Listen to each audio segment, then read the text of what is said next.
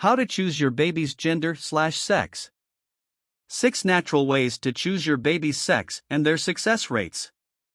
I present the sharp contrast that exists between what works and what doesn't work in choosing the sex or gender of your next baby. Does sex selection work? Yes, there are sex selection methods that work, but the success rates depend on the method you use. At one end is reliable, clinically proven high-tech fertility treatment, IVF with pre-implantation genetic testing. At the other end is folk wisdom, such as making love standing up and eating more meat if you want a boy, and eating lots of chocolate and having sex in the missionary position if you want a girl. There are a lot of different theories and approaches to natural gender selection, but very little scientific study. As there's no solid evidence, medical experts warn against taking them too seriously. Some people say there's strong anecdotal evidence and that there's no harm in trying them, as very few methods are intrusive. Here's a summary of the most popular sex selection methods. 1. Timing of sex, the Shettles theory and Billings method. The theory: the female spermatozoa are heavier and live longer than male sperm, so if you have sex a few days before ovulation and then abstain, while the male sperm die, this should increase the chances of conceiving a girl. Male sperms are lighter in weight and swim faster than female ones. They are more likely to reach the egg. Therefore, having sex on the day of ovulation should increase the chances of conceiving a boy. Dr. Landrum Shettles developed this theory in the US in the 1960s. It's complemented by the Billings method, which is about timing sex around the consistency of vaginal mucus, when it's thin and clear for boys, thicker and stickier for girls. It's said that couples using this method tend to have more boys than girls. Success rate. Advocates claim a 75% success rate, but there's only a tiny amount of medical evidence to support it. Confusingly, another theory exists based on observations that couples that didn't live together before conceiving had more girls. They were thought to be less likely to have sex at the time of ovulation, backing up the idea that conceiving 4 or 5 days before ovulation was more likely to produce a boy. 2. Sexual position. The theory: male sperm are more vulnerable and the vagina becomes less acidic closer to the cervix. So if penetration is deep, woman on top or man behind positions, the male sperm will enter a more alkaline environment and are more likely to survive the short journey. Therefore, deeper positions should mean a boy is more likely.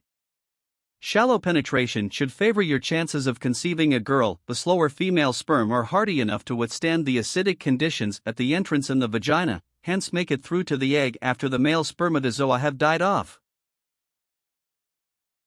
The success rate, not high, since the theory fails to take into account that the difference in lifespan between male and female spermatozoa is a matter of days, not minutes. 3. Male sexual abstinence. The theory: abstaining for a few days before making love increases your chances of conceiving a boy. The greater the volume of sperm, the more male sperm should be present, so theoretically there's a greater chance that a male sperm survives and fertilizes the ovum before a female sperm can reach it. Success rate. Not high. Skeptics say that with more sperm, the chances of you getting pregnant may be higher, but there's no gender factor. 4. Changing your diet. The theory: the minerals in your diet could affect your metabolism and the environment of your eggs. To improve conditions for male spermatozoa, you need potassium in meat, bananas, apricots, and celery. To improve conditions for the female spermatozoa, you need more magnesium-rich food in nuts, soya beans, and leafy green vegetables. Success rate. There's no scientific data on humans to support the potassium or magnesium theories, although experts say diet does seem to play some part in gender selection. Historical events have shown that famine can result in more boys being born, but also that women weighing less than 54.5 kilograms are more likely to have girls. This could mean that the type of food and nutrients available to those people played a part, or that calorie intake has an effect, but a low-calorie diet has a very different effect to malnutrition. 5. Timing of orgasm. The theory: if you, female partner, reach orgasm before your partner, your vagina becomes more alkaline, which creates a better environment for male sperm. Female sperm survive better in the naturally acidic environment of your vagina, so climaxing first would favor the conception of boys. Success rate: little. Prolonged foreplay has the same effect of increasing vaginal secretions, which could be just as effective at reducing its acidity, but no one has suggested female foreplay as a method for conceiving boys. 6. Douching. The theory male spermatozoa are favored by alkaline conditions, so douching, flooding the vagina via a syringe, with a dilute alkaline solution, such as sodium bicarbonate, baking soda, before intercourse increases the chances of conceiving a boy.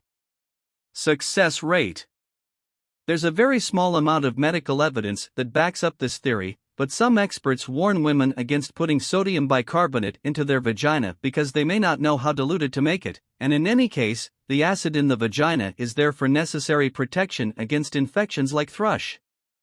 In contrast to the reliable, clinically proven high-tech fertility treatment, IVF with pre-implantation genetic testing, the above-mentioned 6 natural ways are actually fork methods, myths, and rumors that do not scientifically change the odds of conceiving a particular sex.